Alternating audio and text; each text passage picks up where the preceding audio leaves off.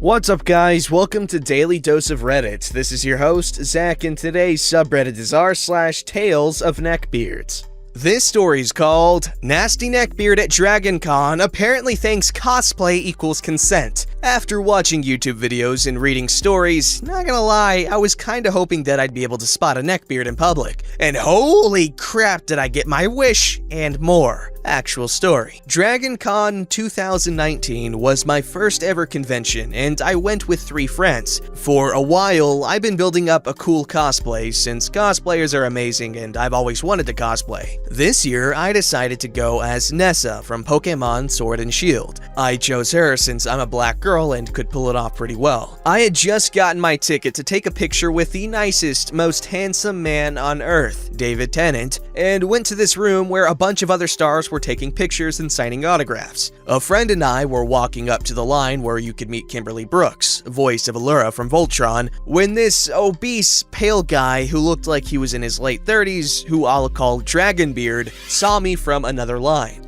Hey Nessa, can I take a picture with you? Sure, of course. It was cool since like 20 people already asked to take a picture with me that day. I even got a rose from this traveling bard cosplayer. I felt super flattered. Not bad for a first-time cosplayer, I think. So as Dragonbeard walked over to me, that's when the stink hit me full force. I thought I smelled something earlier when I walked into the room, but I assumed it was probably from so many people in one room cosplaying on a sweltering hot Georgia day. I was wrong to an extent. This dude smelled like a crappy litter box that was tossed in a garbage can that sat in the sun for a few days. I regretted agreeing to the photo. Just so you know, this dude had multiple $30 autographs in his hands when he called out to me. Boy can't at least afford some $1 deodorant and a bar of soap. My mommy taught me to be polite to people and not to judge them too quickly, but damn, I just wanted to tell this guy to take a freaking shower. I remember telling myself that it would be over quickly and it was a quick picture, then I could leave. But no. As he was reaching into his bag to get his camera, Dragonbeard said this. You know, Nessa was my first crush. There it is. The red flag. My friend and I were just looking at each other with scared eyes like, what?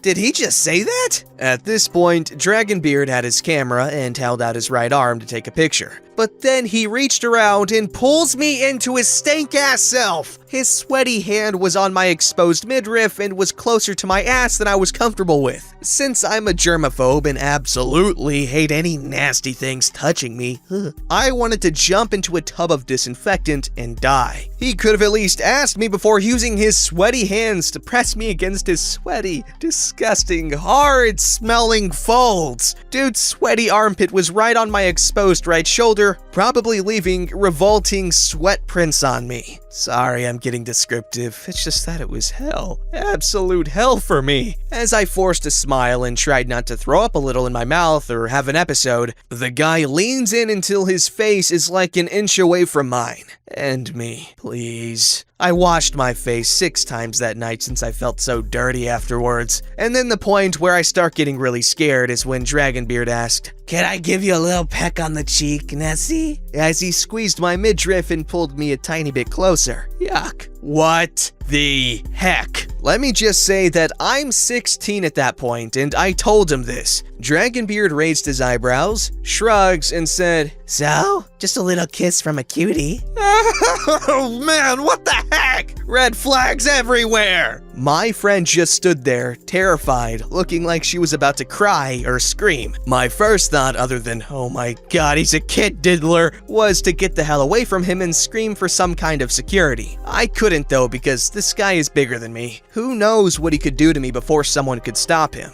I was scared out of my mind, so I just stood there, paralyzed in fear and shock, before I said, no thanks. Dragonbeard kinda looked at me for a hot moment like he was gonna go for it anyway. Dear God. I calmed down a little after he said, "Oh, okay then." He snapped 3 pictures, I think, and then released me from his nasty, sweaty, stinky, dirty self. I was pretty sure the smell was probably gonna stick to me for the rest of the day, especially while taking a picture with David Tennant, my idol. Damn it. Dragonbeard just walked away, like it was normal to terrorize someone he knows is underage. I stood there and tried not to cry and make a scene in the midst of all the con-goers and voice actors. factors. I went home that night, happy that I got to take a picture with the man I adore, but I was dampened by the fact that this neckbeard probably made me smell like a crappy litter box next to him. I stayed in the shower for an hour, but no amount of showering could erase the stink from my memory. At least I finally had a story of my own to tell.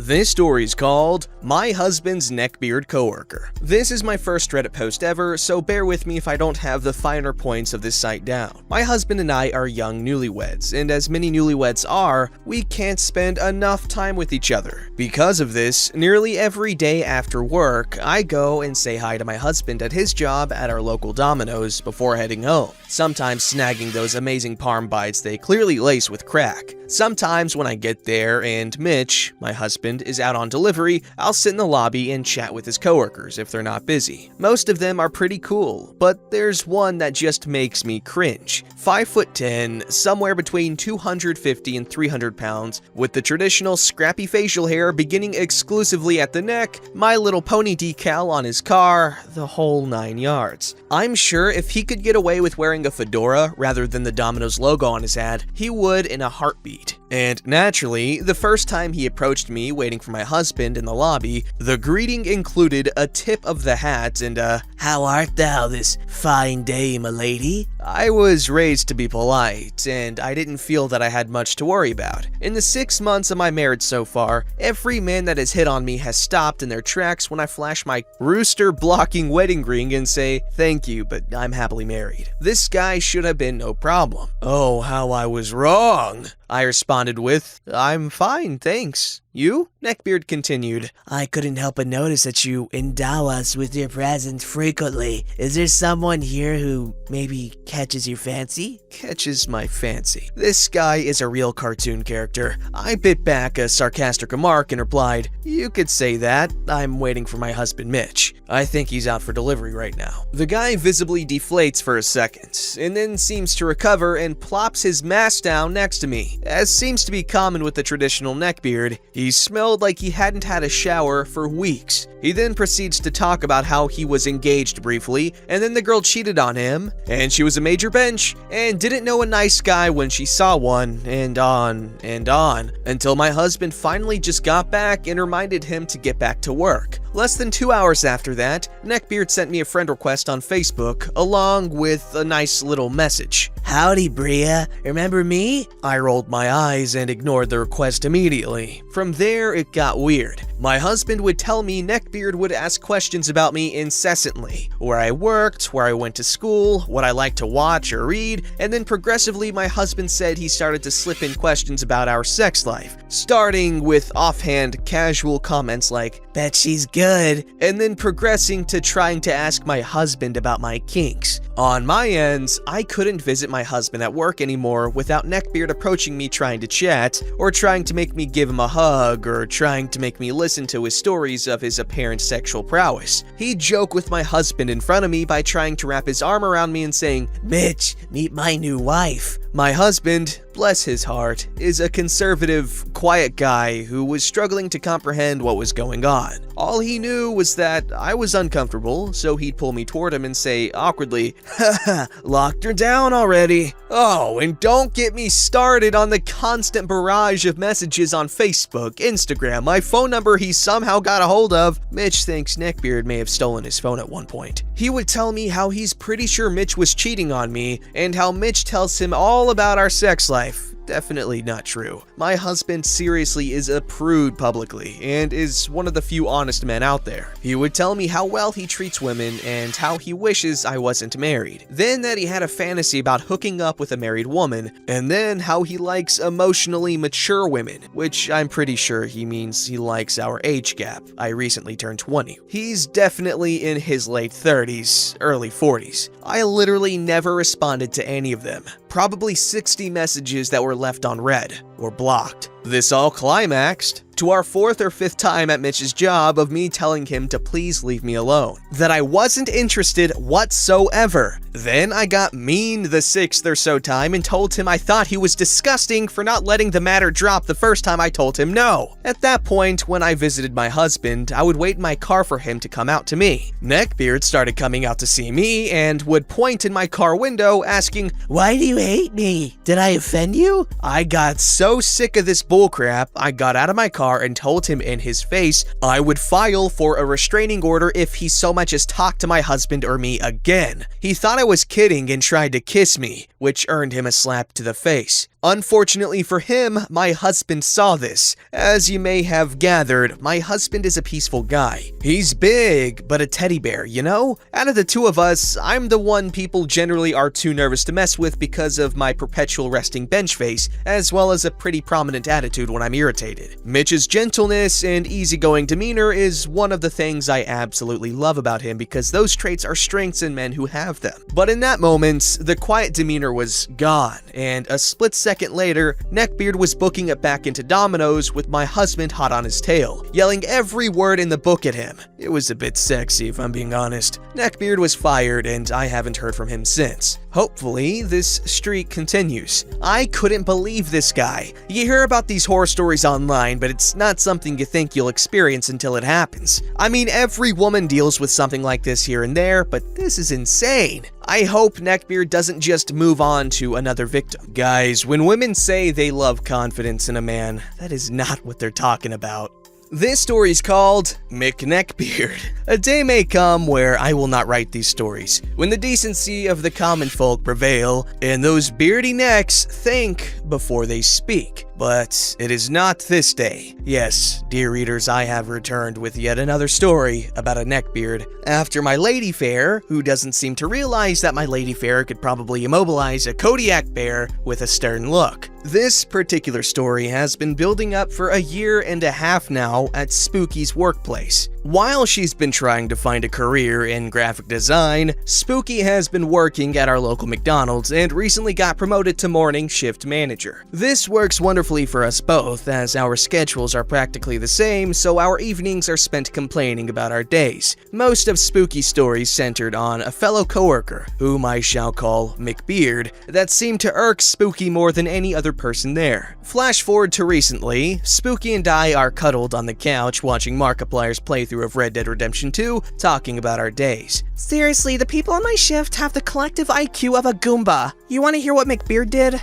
I have a feeling I'm going to, whether I want to or... So, this stupid beanstalk decided it'd be a wizzo idea to stop taking orders for a few minutes to, quote, "let you poor girls catch up," and guess what happened? The line backed the F up! And even worse, he was hitting on everyone who came through. Everyone. Guys, girls, old people, young people. It was so freaking creepy. Damn, sounds like he's a lonely bastard. I just hate the guy. Seriously. Every day he works, it's all comments on mine and Allie's asses. Or we look better in tighter shirts. Christ alive, you're a manager, just tear him a new one. I have, but the thick fricker doesn't get it, no matter how much I yell at him. Are we talking American thick or Europe thick? I will kill you. After some minor pummeling from Spooky, I decided to visit her at work the next morning, as it was my day off and thought this would be an excellent opportunity to observe a neckbeard in the wild. The morning comes, Spooky leaves for work, and I follow behind her. This is around 7 a.m. when her shift starts. I ambush her with a hug and kiss at the door, and we parted ways. Her towards the back, and myself to the order kiosk, casting a glance behind the counter for McBeard. Behind the counter, at the one non-automated till, was a tall, gangly man with a thick mustache and a long goatee, shallow eyes that had more bags than a local shop, and a smile that was more gum than tooth. My eyes flitted to his name tag, and sure enough, McBeard was proudly emblazoned across the plastic plate. I decided an interaction with him couldn't be passed on, so I opted to place my order with him as opposed to using the order kiosks. His voice made me cringe so hard I thought my spine would snap. You know the voice people use for a flamboyantly gay man? That, but dripping with sleaze. Well, aren't you looking McHandsome today, mister? What can I get for you? Oh my god, I've hit the jackpot! It took every fiber of my being to not burst out laughing as I ordered a black coffee and bagel, and proceeded to sit as close to the kitchen as I could manage to watch. 20 minutes later, and I wasn't disappointed. Spooky! How many times have I told you not to wear those pants? Your ass looks totally flat. We've gone over this, McBeard. You don't talk to me like that. Keep it up and I'll go to Bruce. McBeard made a pouty face. Oh, come on. Why are you so mean to me?